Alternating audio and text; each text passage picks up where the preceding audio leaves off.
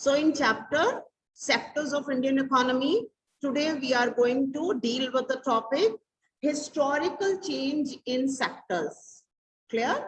That day briefly I had started explaining to you that what do we understand by historical change in the sector. Which sectors?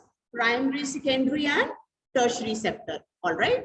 So I told you that in India, clear, because we have an agrarian economy and agriculture was a predominant, clear, occupation, and secondary and tertiary sector did not develop in the beginning much in comparison to the primary sector.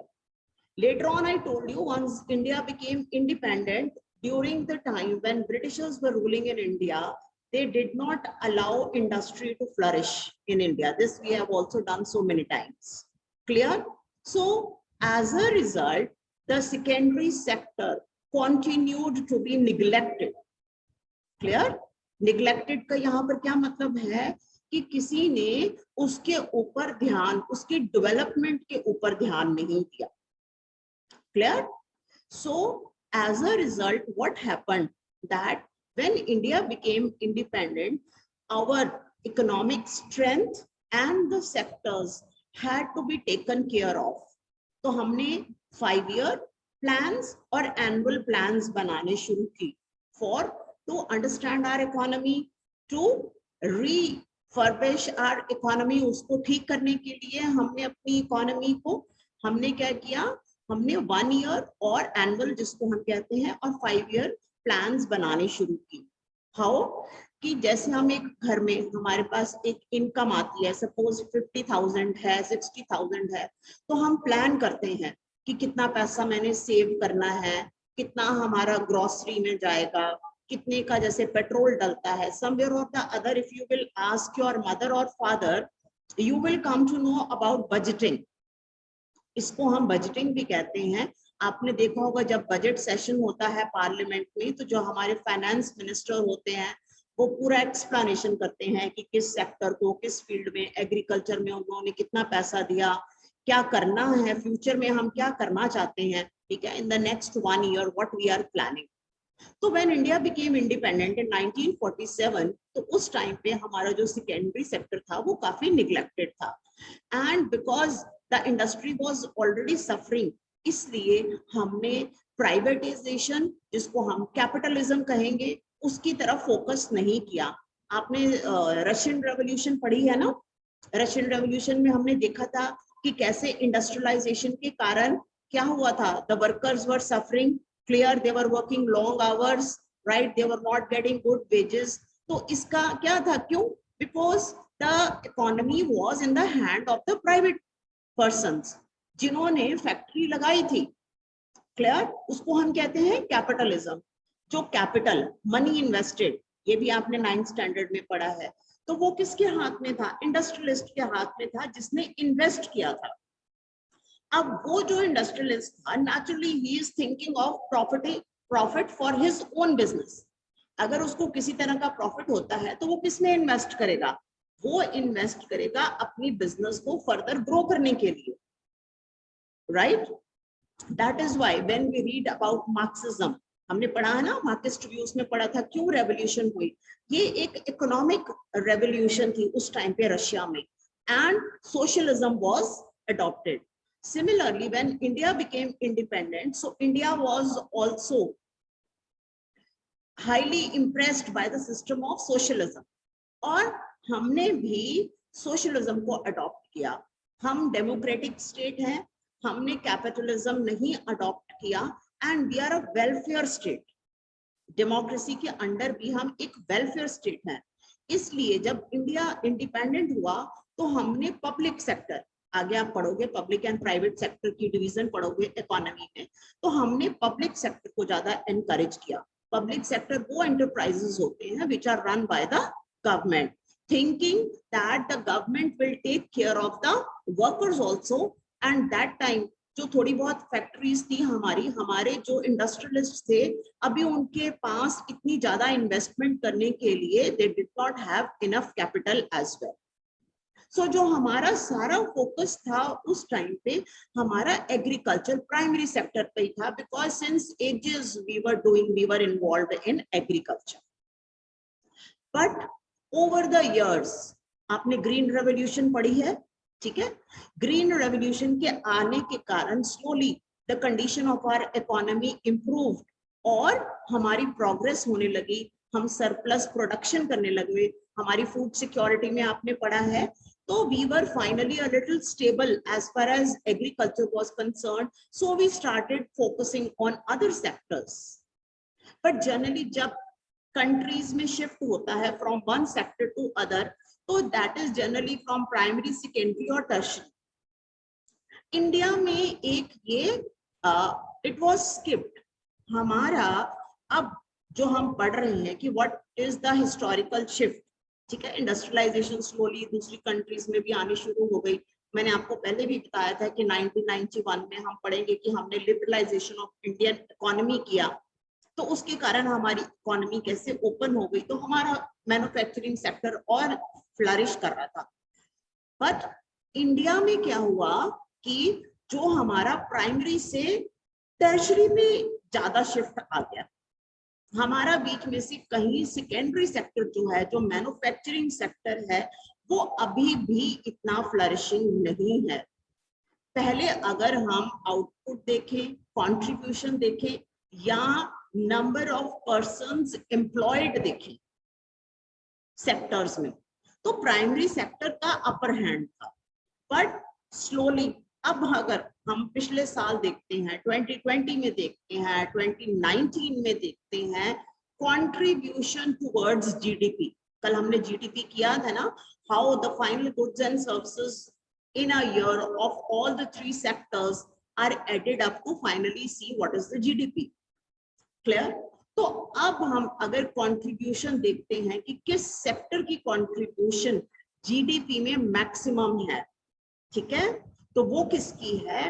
Tertiary sector की। अब tertiary sector की है। Clear? तो हमारा कहीं ना कहीं जो सेकेंडरी सेक्टर था, प्राइमरी के बाद एक जंप आ गया टर्शरी सेक्टर की तरफ। अब ये व्हाट वाज द रीजन? एक तो मैंने आपको पहले भी बताया कि इंडस्ट्रियलाइजेशन ब्रिटिशर्स के रहने के कारण Indian economy had suffered a lot and secondary sector requires lot of investment. क्यों? ये प्रोडक्शन सेक्टर है। टर्शरी सेक्टर क्या है? सर्विस सेक्टर है। Suddenly we have an immense population. आपने पढ़ा है ना, जब हमने ह्यूमन रिसोर्सेज 9th स्टैंडर्ड में ह्यूमन रिसोर्सेज भी किया था ना, तो you know that we have a vast population. और अगर वो हमारी पॉपुलेशन हमारी स्ट्रेंथ है, हमारी पॉजिटिविटी है, तो it will contribute usefully towards the country. और अगर हमारी पॉपुलेशन जैसे सिक है, गुड हेल्थ नहीं है, इलिटरेट है, तो वो पॉपुलेशन क्या बन जाएगी? हमारे लिए लायबिलिटी बन जाएगी, एक बर्डन बन जाएगी, जिसके लिए हम काम करेंगे वो हमारे लिए काम नहीं करेगी। हमारे का मतलब है फॉर द कंट्री। क्लियर? अब what has happened that now with the spread of education, literacy, lot of people are educated, और जो इंडिया की इमेंस पॉपुलेशन थी, fluency in spoken English, hard working nature of the Indians, हम service sector में ज्यादा successful होना शुरू हो गए हैं। And not only in India but we are also working for many MNCs। अब हमारे जो सॉफ्टवेयर इंजीनियर्स हैं, हमारे कंप्यूटर इंजीनियर्स हैं, हमारे हाईली क्वालिफाइड जो प्रोफेशनल्स हैं, they are in great demand in countries like America, in Canada, in other countries. America की बहुत सी ऐसी इंडस्ट्रीज हैं which are wholly solely dependent on the Asian population, because यहाँ पर हमारे ज्यादा पॉपुलेशन होने के कारण we have more number of people who are highly qualified, and since we don't have so much of opportunities over here, हमें unemployment, हम इसके आगे पढ़ेंगे रीजन, तो उसके कारण क्या हुआ? हमारा सर्विस सेक्टर फ्लरिश कर गया। And with the changes in technology advancement, huge advancement in IT sector के कारण क्या हुआ? जो सर्विस सेक्टर फ्लरिश करना शुरू हो गया. See, some things which we had not imagined would happen earlier, 10 years back, 20 years back, are happening now. As people are earning more, clear? People between the age of 25 to 40 are those who are earning a lot. India में educated workforce बहुत है. So we are not only earning here in India, but sitting in India, we are also working for other foreign countries, generating revenue. अब हमारे जैसे call centres हैं, हमारी MNCs हैं, multinational companies हैं, उनके लिए जो हमारे इंडियंस हैं वो काम कर रहे हैं. अब कॉल सेंटर्स में क्या है, with the other countries time zone is different, but because we are very hardworking people, so we take up such assignments also. तो हमारा टर्शरी सेक्टर में जो शिफ्ट है वो इस कारण हो गया कि अब इतनी IT इन्वॉल्वमेंट, इसकी प्रोग्रेस के कारण सडनली जो अपॉर्चुनिटीज हैं वो टर्शरी सेक्टर में ज्यादा आ गई. प्लस अब जब हम सेकेंडरी सेक्टर की बात करते हैं, many MNCs have come to India, many Indian companies have become MNCs. अब एक हमें MNC establish करने के लिए या एक इंडस्ट्री establish करने के लिए, आपने 8th स्टैंडर्ड में पढ़ा था ना, फिजिकल फैक्टर्स एक हमारे होते हैं, फिजिकल एंड ह्यूमन फैक्टर्स. हमें बहुत सारी चीजें होती हैं. पहले हमें इंडस्ट्री लगाने के लिए उसकी प्लानिंग करनी पड़ती है, सबसे पहले उसका पैसा देखना पड़ता है, फिर हमें जमीन खरीदनी पड़ती है, फिर हमें गवर्नमेंट से अप्रूवल लेना पड़ता है, फिर फैक्ट्री कंस्ट्रक्शन होती है, फिर मशीन्स लेके आनी होती हैं, फिर हमें लेबर की जरूरत पड़ती है, वहां पर पानी, पावर, फिर हमें transportation. So there are so many things which are involved. एक अगर हमने सेकेंडरी सेक्टर को प्रोग्रेस करवानी है तो it means we need a very good planning and a huge investment. वहां अगर मैंने एक कॉल सेंटर स्टार्ट करना है या मैंने कुछ ऐसा टर्शरी सेक्टर की सर्विसेज का काम करना है, और 1 or 2 rooms will be sufficient. What I need is some IT equipment. मुझे उस बस थोड़ी सी इक्विपमेंट चाहिए and I can start running a service. तो हम वो सर्विस प्रोवाइडर बन सकते हैं. तो इसलिए जो हमारा टर्शरी सेक्टर है, suddenly it is progressing by leaps and bound. और हमारा बैंगलोर में IT सेक्टर है, कुछ ऐसी प्रोग्रेस है जो इंडिया ने बहुत ज्यादा अब पिछले 4-5 सालों में, 10 सालों में की है, as a result of which from primary. अभी भी ऑक्यूपेशन की अगर बात करें हम, किस सेक्टर में ऑक्यूपेशन ज्यादा होती है, तो प्राइमरी में. प्राइमरी में मैंने आपको बताया था क्यों ये स्किल्ड और अनस्किल्ड दोनों को लेता है. बट फिर आप कहोगे कि अगर ये ऑक्यूपाई ज्यादा करता है, यहाँ पर लोग ज्यादा हैं, तो यहाँ से GDP में कंट्रीब्यूशन ज्यादा क्यों नहीं है? ठीक है ना? तो वो क्यों नहीं है अब हम पढ़ेंगे. पहले हम ये देखेंगे कि अब हमने जो हिस्टोरिकल सेक्टर्स का हमने चेंज पढ़ा है. Now move on to page number, next page. On page number 24, primary, secondary and tertiary sectors in India. So now the tertiary sector has become the dominant sector. तो इसमें अब क्या है, trade है, होटल इंडस्ट्री है, इसमें storage है, communication है, ट्रांसपोर्ट है. So there are so many things which are involved in the tertiary sector. Now let's read on page number 24, rising importance of tertiary sector in production. Clear? Now you see, over the 40 years between 1970, 71 and 210 and 11, while production in all 3 sectors has increased, it has increased most in the tertiary sector. अब हम इसके factors पढ़ेंगे, reasons पढ़ेंगे. Come on the next paragraph.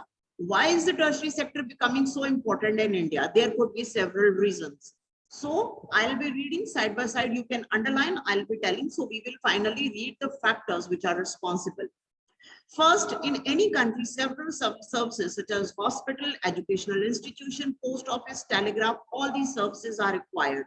So these can be considered as basic services. In a developing country, the government has to take responsibility for the provision of these services.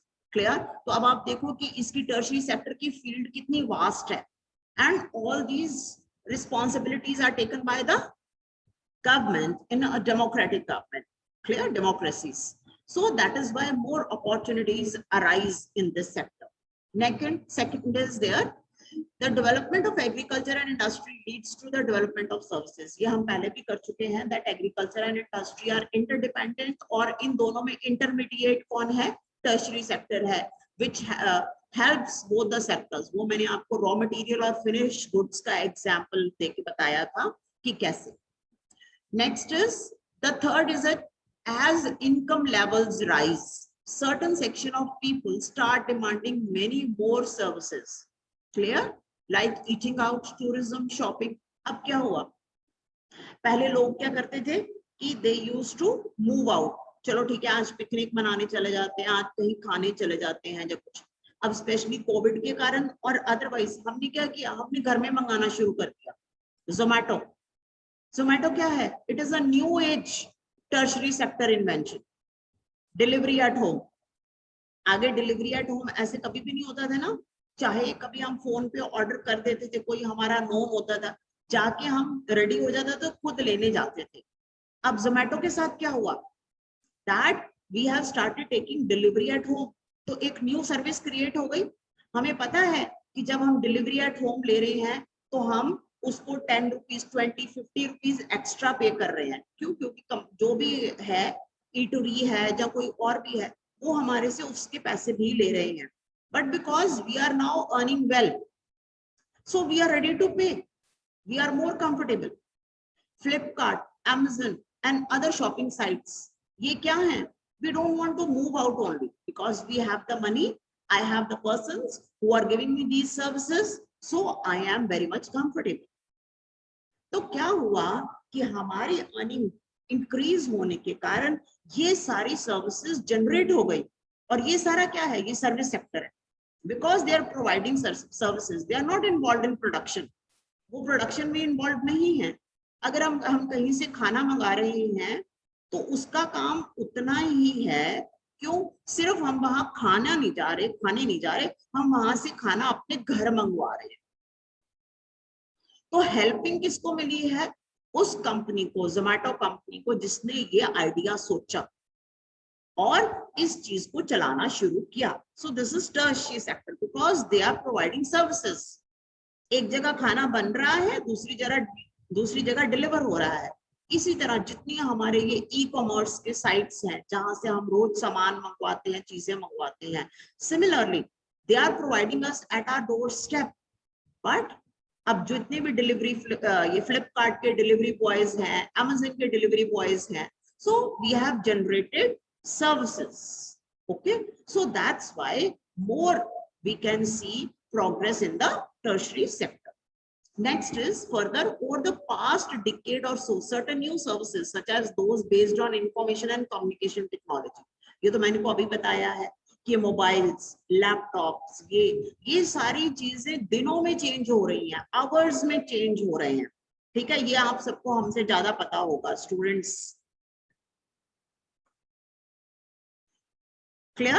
Industry, setting up of an industry is बेटा secondary sector only. जो industrialist है वो industry अगर बना रहा है, लगा रहा है, तो वो सेकेंडरी सेक्टर है. क्यों? क्योंकि उसके मनी उसमें इन्वेस्टेड है. Clear? They are involve in production, manufacturing.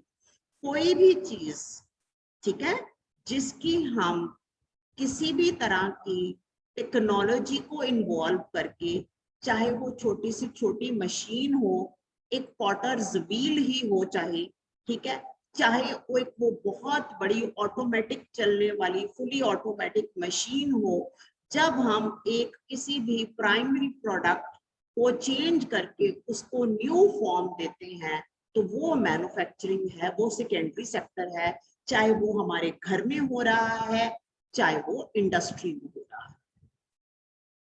Okay, I hope you will understand this example.